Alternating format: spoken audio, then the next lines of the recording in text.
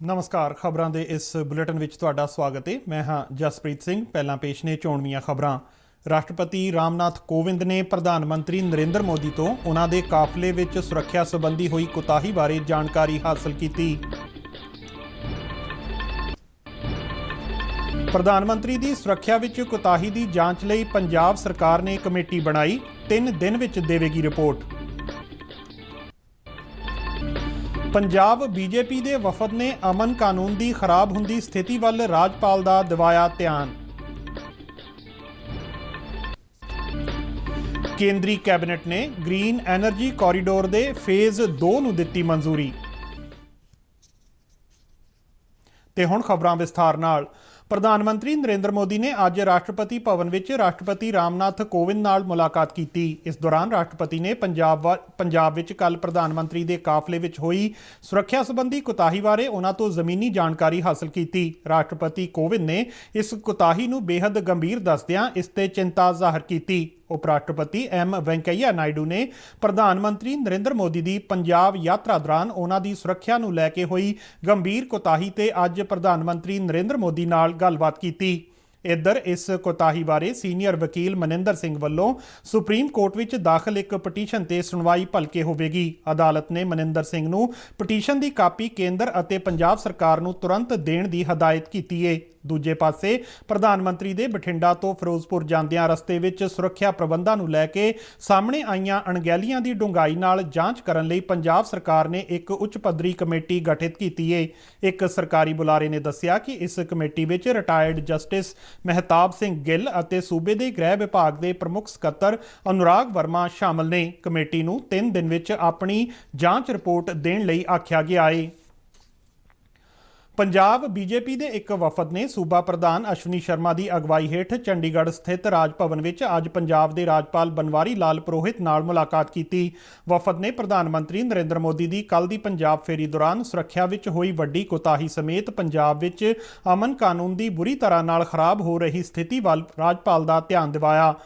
ਵਫਦ ਦੇ ਮੈਂਬਰਾਂ ਨੇ ਰਾਜਪਾਲ ਨੂੰ ਸੂਬਾ ਸਰਕਾਰ ਵੱਲੋਂ ਅਮਨ ਕਾਨੂੰਨ ਨੂੰ ਬਰਕਰਾਰ ਰੱਖਣ ਲਈ ਅਪਣਾਈ ਜਾ ਰਹੀ ਢਿੱਲ ਮੱਠ ਦੀ ਨੀਤੀ ਦਾ ਜ਼ਿਕਰ ਕਰਦਿਆਂ ਫੌਰੀ ਸਖਤ ਕਦਮ ਚੁੱਕਣ ਦੀ ਮੰਗ ਕੀਤੀ। ਰਾਜਪਾਲ ਨੂੰ ਮੰਗ ਪੱਤਰ ਸੌਂਪਣ ਮਗਰੋਂ ਪੱਤਰਕਾਰਾਂ ਨਾਲ ਗੱਲਬਾਤ ਕਰਦਿਆਂ ਅਸ਼ਵਨੀ ਸ਼ਰਮਾ ਨੇ ਕਿਹਾ ਕਿ ਪ੍ਰਧਾਨ ਮੰਤਰੀ ਦੀ ਸੁਰੱਖਿਆ ਨੂੰ ਲੈ ਕੇ ਪੰਜਾਬ ਸਰਕਾਰ ਗੈਰ ਸੰਵੇਦਨਸ਼ੀਲ ਸੀ ਅਤੇ ਪ੍ਰਧਾਨ ਮੰਤਰੀ ਦੇ ਕਾਫਲੇ ਨੂੰ ਇੱਕ ਸਾਜ਼ਿਸ਼ ਤਹਿਤ ਰੋਕਿਆ ਗਿਆ। पीएम ਦੇ ਕਾਫਲਾ 20 ਮਿੰਟ ਰੁਕਿਆ और उस तो बाद वापस गया। इस गल तो पता चलता है कि पंजाब की सरकार किस प्रकार पीएम की सुरक्षा नूं लैके नॉन सीरीयस सी। और असी राज्यपाल जी को यह भी मंग की है कि होम मिनिस्टर और डीजीपी नूं तुरंत बर्खास्त किया जाना चाहिए है। और एक बहुत बड़ा षडयंत्र नजर आता है। ये ऐसा लगता है कि सुनियोजित सी। ਅਸ਼ਵਨੀ ਸ਼ਰਮਾ ਨੇ ਕਿਹਾ ਕਿ ਪ੍ਰਧਾਨ ਮੰਤਰੀ ਦੇ ਸੜਕ ਰਾਹੀਂ ਫਿਰੋਜ਼ਪੁਰ ਆਉਣ ਦੀ ਸੂਚਨਾ ਕਿਸ ਵੱਲੋਂ ਲੀਕ ਕੀਤੀ ਗਈ, ਇਸ ਦੀ ਜਾਂਚ ਵੀ ਹੋਣੀ ਚਾਹੀਦੀ ਹੈ। पीएम आ रहे होण, सीएम साहब उत्ते होण ना रिसीव करन क्यों नहीं सी? जे उन्हां दे वित्त मंत्री गए, दो डिप्टी सीएम बनाए ने, वो क्यों नहीं सी? प्रोटोकॉल की कहता है? फिर अगर वित्त मंत्री सी जो नाल क्यों नहीं गए? पीएम दे काफले दे नाल चीफ सैकटरी क्यों नहीं सी? डीजीपी क्यों नहीं सी? नाले पीएम दा काफला इधरों लंघेगा, ये खबर क्यों लीक की थी?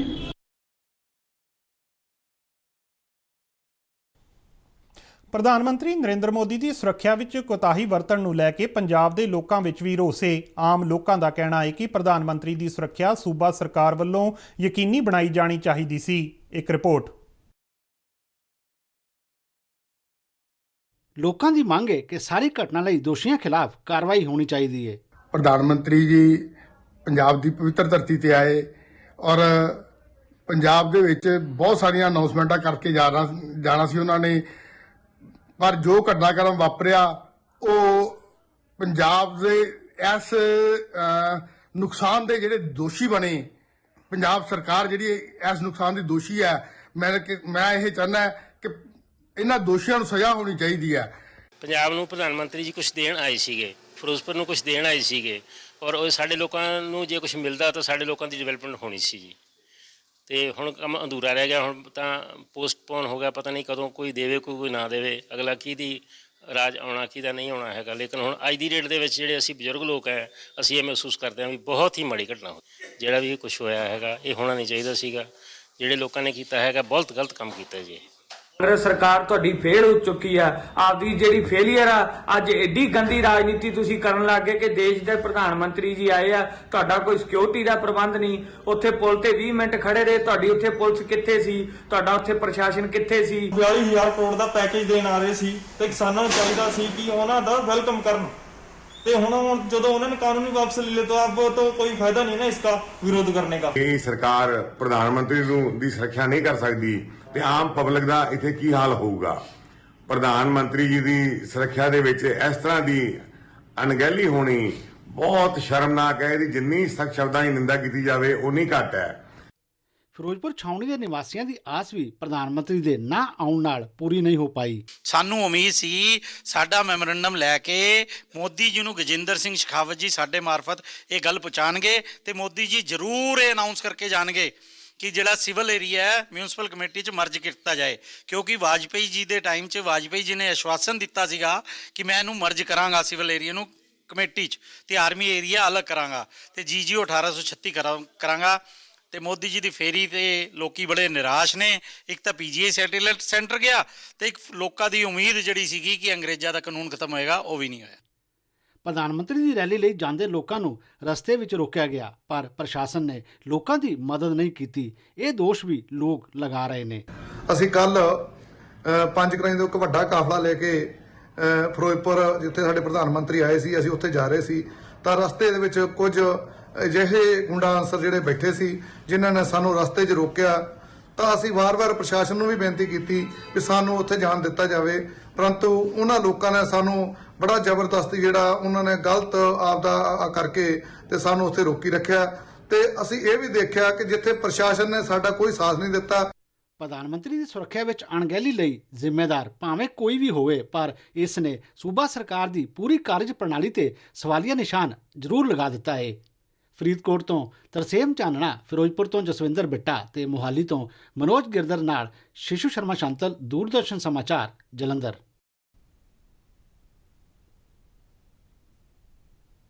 ਆਜ਼ਾਦੀ ਕਾ ਅੰਮ੍ਰਿਤ ਮਹਾ ਉਤਸਵ ਨੂੰ ਸਮਰਪਿਤ ਆਜ਼ਾਦੀ ਕਾ ਸਫ਼ਰ ਤਹਿਤ ਅਸੀਂ ਭਾਰਤ ਦੀ ਆਜ਼ਾਦੀ ਵਿੱਚ ਯੋਗਦਾਨ ਪਾਉਣ ਵਾਲੇ ਵੱਖ-ਵੱਖ ਮੰਨੇ ਪ੍ਰਮੰਨੇ ਅਤੇ ਗੁੰਮਨਾਮ ਆਜ਼ਾਦੀ ਸੰਗਰਾਮੀਆਂ ਦੇ ਜੀਵਨ ਦੇ ਪਹਿਲੂਆਂ ਤੋਂ ਤੁਹਾਨੂੰ ਜਾਣੂ ਕਰਵਾਉਂਦੇ ਹਾਂ। ਇਸ ਤੋਂ ਇਲਾਵਾ ਆਜ਼ਾਦੀ ਦੇ ਸੰਘਰਸ਼ ਨਾਲ ਜੁੜੀਆਂ ਹੋਰ ਗਤੀਵਿਧੀਆਂ ਬਾਰੇ ਵੀ ਦੱਸਦੇ ਹਾਂ। ਅੱਜ ਦੀ ਕੜੀ ਵਿੱਚ ਅਸੀਂ ਤੁਹਾਨੂੰ ਕ੍ਰਾਂਤੀਕਾਰੀ ਤੇ ਆਜ਼ਾਦੀ ਘੁਲਾਟੀਏ ਭਾਰਤੇਂਦੂ ਹਰੀਸ਼ ਚੰਦਰ, ਕਹਾਣੀਕਾਰ ਲੇਖਕ ਵਿਜੇ ਟੋਂਡੋਪੰਤ ਤੇਂਦੁਲਕਰ, 1857 ਵਿੱਚ ਆਜ਼ਾਦੀ ਦੇ ਪਹਿਲੇ ਸੰਘਰਸ਼ ਦੇ 3 ਨਾਇਕਾਂ ਖੁਸ਼ੀਰਾਮ, ਅਮੀਰ ਅਤੇ ਰਣਬਾਜ ਮੇਂ ਬਾਰੇ ਜਾਣਕਾਰੀ ਦੇ ਰਹੇ ਹਾਂ।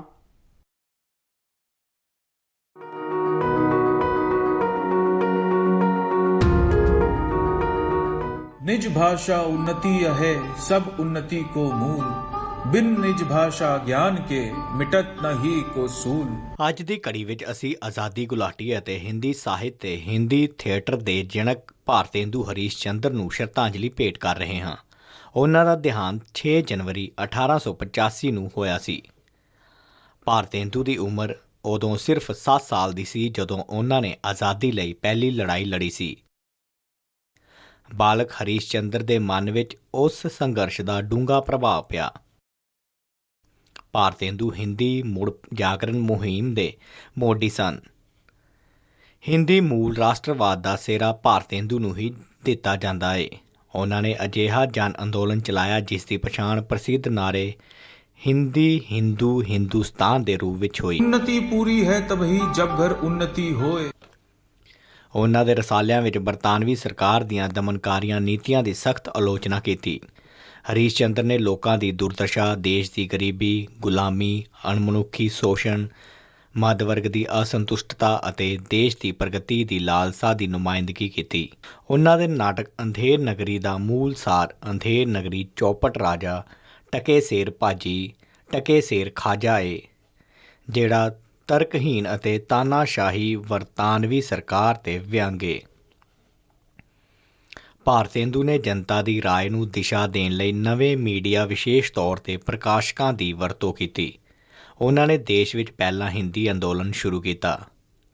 ਖੜੀ ਬੋਲੀ ਵਿੱਚ ਲਿਖੇ ਉਹਨਾਂ ਦੇ ਨਾਟਕ, ਕਵਿਤਾਵਾਂ, ਵਾਰਤਕ ਅਤੇ ਰਸਾਲੇ ਉੱਤਰ ਭਾਰਤ ਵਿੱਚ ਵੱਡੇ ਪੱਧਰ ਤੇ ਵੰਡੇ ਗਏ ਸਨ। ਖੜੀ ਬੋਲੀ ਨੂੰ ਪਹਿਲਾਂ ਅੰਦਰੂਨੀ ਬੋਲੀ ਮੰਨਿਆ ਜਾਂਦਾ ਸੀ, ਪਰ ਭਾਰਤੇਂਦੂ ਦੇ ਰਸਾਲਿਆਂ ਰਾਹੀਂ ਇਹ ਦੇਸ਼ ਭਾਰਤੀ ਪੜ੍ਹੀ ਲਿਖੀ ਜਨਤਾ ਤੱਕ ਪੁੱਜੀ। ਸੂਚਨਾ ਅਤੇ ਪ੍ਰਸਾਰਣ ਮੰਤਰਾਲਾ ਹਿੰਦੀ ਜਨ ਸੰਚਾਰ ਵਿੱਚ ਮੂਲ ਲੇਖਨ ਨੂੰ ਹੱਲਾਸ਼ੇਰੀ ਦੇਣ ਲਈ 1983 ਤੋਂ ਭਾਰਤੇਂਦੂ ਹਰੀਸ਼ ਚੰਦਰ ਨੂੰ ਪੁਰਸਕਾਰ ਤਕਸੀਮ ਕਰਦਾ ਆ ਰਿਹਾ ਹੈ। ਮਹਾਨ ਭਾਰਤੀ ਰਾਸ਼ਟਰਵਾਦੀ ਨੂੰ ਸ਼ਤ-ਸ਼ਤ ਨਮਨ। ਅੱਜ ਅਸੀਂ ਕਥਾ ਲੇਖਕ ਵਿਜੇ ਧੋਂਡੋਪੰਤ ਤੇਂਦੁਲਕਰ ਨੂੰ ਵੀ ਯਾਦ ਕਰ ਰਹੇ ਹਾਂ। ਉਹਨਾਂ ਦਾ ਜਨਮ 6 ਜਨਵਰੀ 1928 ਨੂੰ ਮਹਾਰਾਸ਼ਟਰ ਦੇ ਕੋਲਾਪੁਰ ਵਿੱਚ ਹੋਇਆ ਸੀ। ਉਹਨਾਂ ਨੇ ਪੜ੍ਹਾਈ ਛੱਡ ਕੇ 14 ਸਾਲ ਦੀ ਉਮਰ ਵਿੱਚ 1942 ਨੂੰ ਭਾਰਤ ਛੱਡੋ ਅੰਦੋਲਨ ਵਿੱਚ ਭਾਗ ਲਿਆ। ਉਹ ਨਾਟਕਾਂ, ਫਿਲਮਾਂ, ਟੈਲੀਵਿਜ਼ਨ ਅਤੇ ਪੱਤਰਕਾਰੀ ਲਈ ਸਕ੍ਰਿਪਟਾਂ ਲਿਖਣ ਵਾਲਿਆਂ ਵਿੱਚ ਮੁੱਢਲੀ ਥਾਂ ਰੱਖਦੇ ਸਨ। ਉਹਨਾਂ ਨੇ ਮੁੱਖ ਤੌਰ ਤੇ ਮਰਾਠੀ ਭਾਸ਼ਾ ਲਈ ਕੰਮ ਕੀਤਾ। ਤੇਂਦੁਲਕਰ ਡਰਾਮੇ ਦੇਖ ਕੇ ਵੱਡੇ ਹੋਏ ਸਨ। 11 ਸਾਲ ਦੀ ਉਮਰ ਵਿੱਚ ਉਹਨਾਂ ਨੇ ਆਪਣਾ ਪਹਿਲਾ ਨਾਟਕ ਲਿਖਿਆ, ਜਿਸ ਨੂੰ ਨਿਰਦੇਸ਼ਕ ਕੀਤਾ ਅਤੇ ਉਸ ਵਿੱਚ ਕੰਮ ਵੀ ਕੀਤਾ। ਵੇ ਸ਼ਾਂਤਾ ਤਾ, ਕੋਟ ਚਾਲੂ ਆਹੇ, ਕਾਸੀ ਰਾਮ ਕੋਤਵਾਲ ਅਤੇ ਸਖਾ ਰਾਮ ਬਾਇੰਡਰ ਲਈ ਉਹ ਸਭ ਤੋਂ ਵੱਧ ਪ੍ਰਸਿੱਧ ਹੋਏ। ਉਹਨਾਂ ਦੇ ਨਾਟਕਾਂ ਦੇ ਮੁੱਖ ਵਿਸ਼ੇ ਆਧੁਨਿਕ ਵਿਅਕਤੀ ਦੇ ਅਲਗਾਵ ਤੋਂ ਲੈ ਕੇ ਸਮਕਾਲੀ ਸਿਆਸਤ ਤੱਕ, ਸਮਾਜਿਕ ਨਿੱਜੀ ਤਣਾਅ ਤੋਂ ਲੈ ਕੇ ਮਨੁੱਖੀ ਕਿਰਦਾਰ ਦੀਆਂ ਜਟਿਲਤਾਵਾਂ ਤੱਕ, ਪੁਰਸ਼ ਮਹਿਲਾ ਦੀ ਖੋਜ ਤੋਂ ਲੈ ਕੇ ਇਤਿਹਾਸਕ ਘਟਨਾਵਾਂ ਦੀ ਮੁੜ ਵਿਆਖਿਆ ਤੱਕ ਫੈਲੇ ਹੋਏ ਨੇ।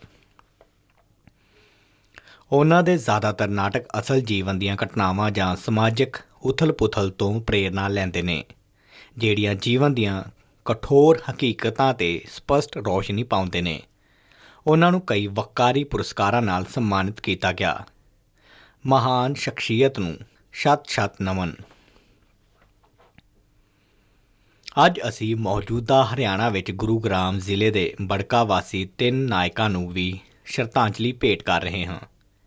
ਇਹ ਹਨ ਚੰਡੂ ਮੇਵ ਦੇ ਪੁੱਤਰ ਖੁਸ਼ੀ ਰਾਮ, ਮੁਬਾਰਕ ਮੇਵ ਦੇ ਪੁੱਤਰ ਅਮੀਰ ਅਤੇ ਮਲਖਾਨ ਮੇਵ ਦੇ ਪੁੱਤਰ ਰਣਬਾਜ ਮੇਵ।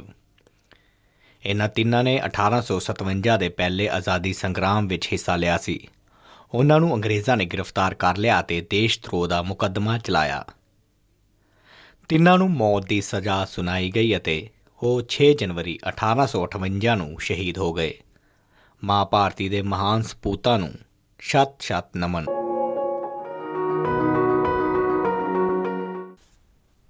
ਪ੍ਰਧਾਨ ਮੰਤਰੀ ਨਰਿੰਦਰ ਮੋਦੀ ਦੀ ਪ੍ਰਧਾਨਗੀ ਹੇਠ ਕੇਂਦਰੀ ਕੈਬਨਿਟ ਦੀ ਮੀਟਿੰਗ ਅੱਜ ਨਵੀਂ ਦਿੱਲੀ ਵਿੱਚ ਹੋਈ। ਸੂਚਨਾ ਤੇ ਪ੍ਰਸਾਰਣ ਮੰਤਰੀ ਅਨੁਰਾਗ ਸਿੰਘ ਠਾਕੁਰ ਨੇ ਮੀਟਿੰਗ ਤੋਂ ਬਾਅਦ ਕੈਬਨਿਟ 'ਚ ਹੋਏ ਫੈਸਲਿਆਂ ਬਾਰੇ ਜਾਣਕਾਰੀ ਦਿੱਤੀ। ਉਹਨਾਂ ਦੱਸਿਆ ਕਿ ਗ੍ਰੀਨ ਐਨਰਜੀ ਕੋਰੀਡੋਰ ਦੇ ਫੇਜ਼ 2 ਨੂੰ ਮਨਜ਼ੂਰੀ ਦੇ ਦਿੱਤੀ ਗਈ ਹੈ।